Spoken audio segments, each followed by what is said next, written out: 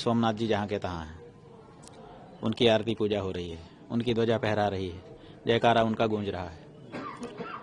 इसका मतलब ये है कि महमूद गजनी असफल हो गया।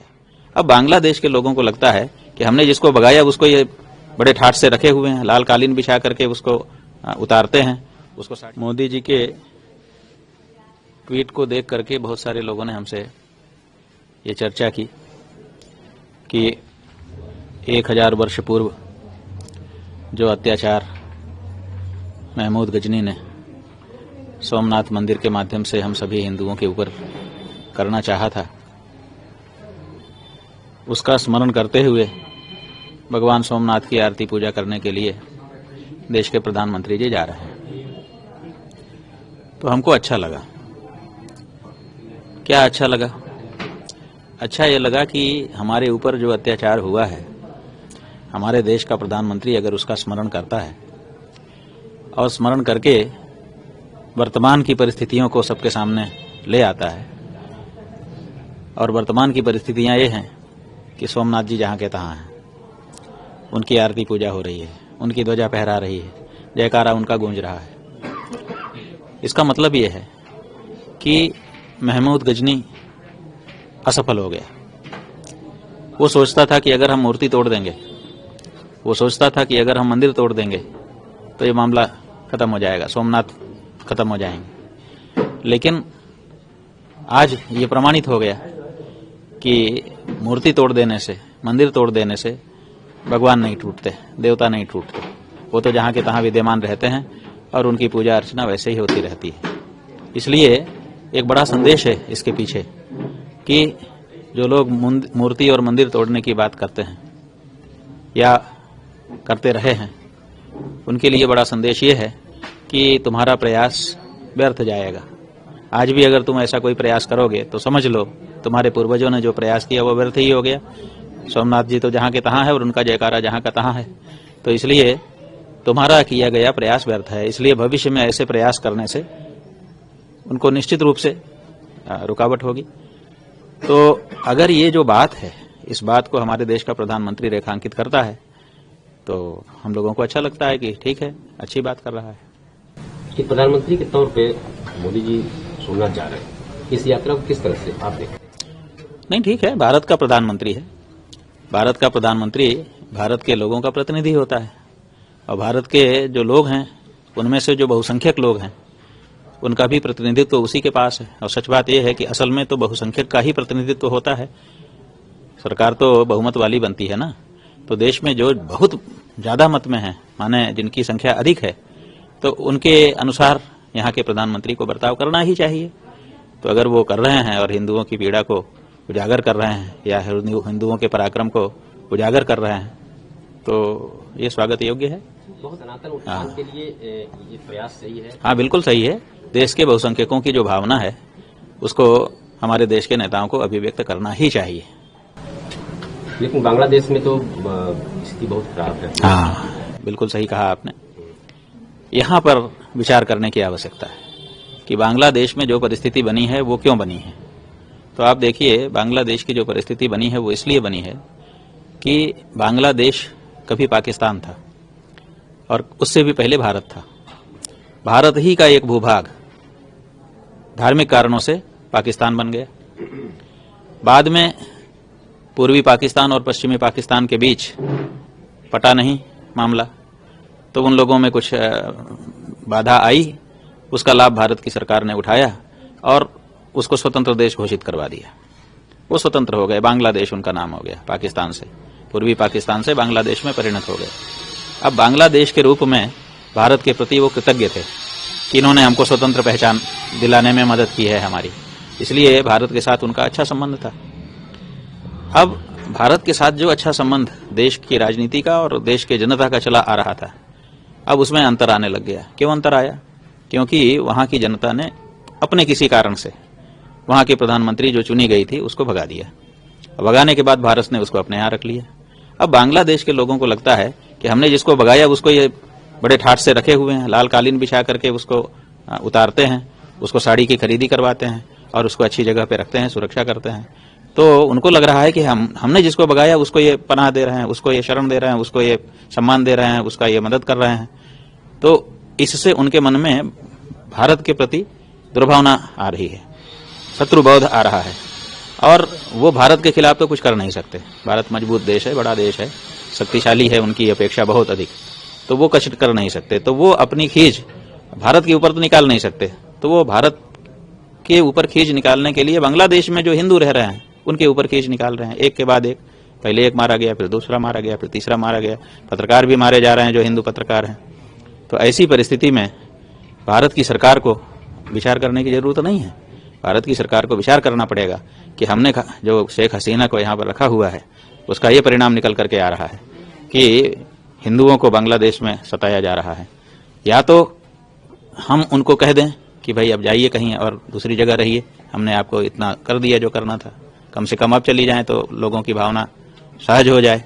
और अगर ये नहीं कह सकता है तो उसको ऐसा पराक्रम दिखाना चाहिए कि बांग्लादेश का एक एक व्यक्ति इस संदेश से संदिष्ट रहे कि अगर हमने किसी हिंदू को छुआ तो भारत सरकार हमारे देश को ही तबाह कर देगी।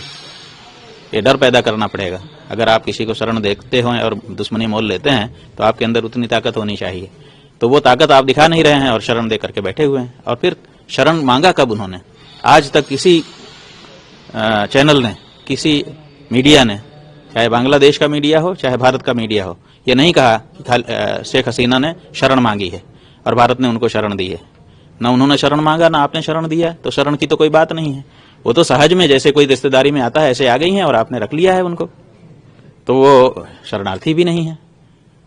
अगर हैं तो शरण दी गई है तो संसद का सत्र बैठा था, उसमें उनकी पुष्टि होनी चाहिए थी ना कि उन्होंने हमसे शरण मांगा, हमने शरण दिया हुआ है, तो संसद उसकी पुष्टि करती। पुष्टि भी तो नहीं हुई है। तो इसलिए यहाँ पर भारत की जो राजनीति है और जो विदेश नीति है वो कहीं ना कहीं धोखा खा रही है।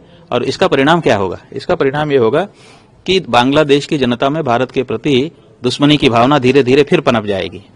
और धीरे धीरे नहीं पनपेगी, बड़ी तेजी से पनप जाएगी, क्योंकि उनका खून वही है, पाकिस्तान वाला। एक दिन भारत की धरती से वो अलग हुए थे, वो तो व्यवहार के कारण ठीक हो गए थे, लेकिन वो पुनः जैसे थे वैसा होने में उनको ज्यादा देर नहीं लगेगी। तो पता चला कि जैसे आपको पश्चिमी पाकिस्तान की तरफ से रोज मोर्टार दागे जाते हैं, उरी सेक्टर हो, पुंछ सेक्टर हो, रजौरी हो, पूरे जगह जगह पे यही हालत है, वही हालत बांग्लादेश की सीमा पे हो जाएगी। अभी आज की हालत यह है कि बांग्लादेश की सीमा पे कहीं कहीं बाढ़ तक नहीं है, लोग आराम से इधर उधर आ रहे हैं। कोई इधर गाय बांध रहा है और दूध दूने चला आ रहा है, कोई कुछ खेती कर रहा है, ऐसी परिस्थिति है। लेकिन वो जो परिस्थिति पश्चिमी पाकिस्तान के साथ आपकी है वही इधर हो जाएगी, क्योंकि बड़ी तेजी से उनका वही भाव पुनर्जागृत हो जाएगा जिस भाव में वो पहले भारत से अलग हुए थे। तो इस भाव को जगा देने में हमको क्या लाभ है? या तो हम अपनी ताकत का प्रदर्शन करते हुए उस पर अधिकार ही कर लें कि फिर वापस मिला रहे हैं हम। अगर ये नहीं करते हैं तो अपने पड़ोस में, और छोटा देश है, जब उसके ऊपर हम कुछ भी प्रहार करेंगे लोग हम ही को कहेंगे कि इतने बड़े होके आप छोटे को मार रहे हो। जैसे कार और साइकिल टकरा जाए तो कार वाले को ही लोग गाली देते हैं। अगर बांग्लादेश के खिलाफ हमने कुछ भी किया तो पूरी विश्व बिरादरी कहेगी कि आप छोटे देश को सता रहे हैं, आपके पड़ोस में है तो हमको कार्रवाई करने में भी दिक्कत ही होगी। इसलिए हमको इस बारे में सचेत रहने की आवश्यकता है, ये बात हम कह रहे हैं। शेख हसीना को क्या करना चाहिए? शेख हसीना को नहीं रखना चाहिए। शेख हसीना को अब रख भी लिया, चलो कोई बात नहीं, अब से कम कह देना चाहिए कि आप कहीं अपनी जगह ढूंढ लीजिए, वहां चली जाइए, सुरक्षित रहिए। मौके पे हमने आपकी जो मदद संभव थी, आपका इतना बड़ा योगदान था भारत के प्रति, सदा से मित्रता का भाव था, हमने इतना निभा दिया, लेकिन हम लंबे समय तक आपको नहीं रख सकते हैं, ये कहना चाहिए। ओवैसी ने कहा कि अगर 56 इंच का सीना है मोदी का तो जितने आतंकवादी पाकिस्तान में बैठे हैं उनको उठा ले, जैसे वेनेजुएला में राष्ट्रपति ने उठाया, ट्रंप ने उठाया, इस तरह का। हाँ ठीक है, अभी तो ये तो बात है, अपने यहाँ ऐसी प्रवृत्ति नहीं रही है। देखिए अमेरिका की तो प्रवृत्ति है कि वो कहीं भी हस्तक्षेप कर देता है, भारत की ऐसी प्रवृत्ति नहीं है, एक सभ्य देश है। हम ऐसा काम नहीं करते हैं कि बस कहीं भी घुस जाएं बिना किसी के अनुमति के। तो हम तो नियम कानून से चलते हैं, अपनी गरिमा अपनी मर्यादा की रक्षा करते हैं। आप क्या अमेरिका बनाना चाहते हो भारत को? ओवैसी जी, अमेरिका अमेरिका है, भारत भारत है। यहाँ 56 इंची की बात नहीं है, यहाँ एक गरिमा की बात है, एक मर्यादा की बात है। अगर भारत उस गरिमा और मर्यादा को लेकर के चल रहा है तो उसके लिए 56 इंच का दोष नहीं है। लेकिन 56 इंच को अपना 56 इंच कहीं तो दिखाना ही चाहिए, ये भी बात है। आज एसआईआर की लिस्ट, पहली लिस्ट जारी हुई है, जिसमें 3 करोड़ लोग उत्तर प्रदेश से हटा दिए गए हैं वोटर। अब देखिए, आपने अभी नई बात हमको बताई, 3 करोड़ लोग उत्तर प्रदेश से वोटर लिस्ट से हटा दिए गए। इसका मतलब कि पहले वोटर लिस्ट में थे तो इसका मतलब उन्होंने वोट दिया। तो जो लोग 3 करोड़ वोट देते हैं उससे सरकारें बनती बिगड़ती हैं, बाद में वो हटा दिए जाते हैं। तो इसका मतलब है कि कहीं ना कहीं चुनाव आयोग की कार्य पद्धति में गड़बड़ी तो है, और अगर है तो फिर प्रश्न तो उठेंगे ही। तो उसी को ठीक किया है आज उन्होंने। भाई ठीक किया, गड़बड़ी कैसे हो गई? चुनाव आयोग सोया हुआ था क्या? ये जो 3 करोड़ लोग हटाए गए, ये कभी बनाए भी तो गए होंगे वोटर? वोटर कौन बनाता है? चुनाव आयोग ही तो बनाता है। तो वोटर बन कैसे गए 3 करोड़ लोग? इसके लिए किसको दंड दिया जाएगा? कौन जवाबदेह है बताइए? ये जब तक इस देश में ये जवाबदेही तय नहीं होगी कि गड़बड़ी जिस अधिकारी के कार्यकाल में हुई है अगर पकड़ी जाएगी तो चाहे वो रिटायर ही हो गया, उसके ऊपर मुकदमा चलाया जाएगा और उसको जवाब देना पड़ेगा। जब तक ये कानून नहीं बनेगा तब तक कुछ नहीं हो सकता। पैसा लेकर के अवैध निर्माण हो जाता है, सारे अधिकारी पैसा लेकर के निर्माण करवाते हैं, कोई ऐसा नहीं है जो नहीं जानता है, और बाद में बुलडोजर लगा करके मकान तोड़ दिया जाता है।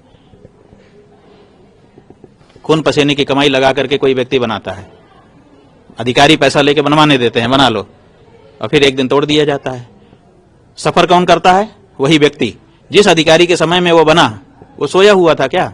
उसको क्यों नहीं पकड़ा जाता है कि भाई तुम्हारे समय में ये बन गया, तुम भी दोषी हो, इनका नुकसान होगा क्यों, इन्होंने गलत बनाया, तुम्हारे समय में बना, तुम भी गलत हो, तुमको भी जेल में डाला जाएगा। ये कभी हुआ है आज तक भारत में? नहीं हुआ। नहीं हुआ तो इसलिए कुछ नहीं होगा। 3 करोड़ आपने जब मनचाहा डाल दिया, जब मनचाहा हटा दिया, जिस समय जैसी गणित रही, किसी समय 3 करोड़ को डालना आपकी राजनीति में फायदा देता होगा, आज उनको हटाना फायदा दे रहा है। ये सब हो रहा है। तो इसका मतलब है कि जनता मूर्ख ही है। जनता को आप मूर्ख बना रहे हैं। उसको जब चाहते हैं आप सरकार कहते हैं तुम्हारी सरकार कहाँ है? जब 3 करोड़ लोग ऐसे थे जिनको वोट का अधिकार नहीं होना चाहिए था और वो वोट दे रहे थे, उससे सरकारें बन रही थी और पता नहीं कौन कौन से निर्णय ले रही थी, तो इसमें फिर पारदर्शिता कहाँ रही? इसमें लोकहित कहाँ रहा? इसका मतलब है कि हो जाएगा, जिस समय जिसको शामिल करने में फायदा होगा वो शामिल करवा लेगा 3 करोड़ लोगों को, जब उसको हटाने में फायदा होगा हटवा लेगा 3 करोड़ लोगों को, और राजनीति इस तरह से चलती रहेगी और जनता बेचारी पिसती रहेगी।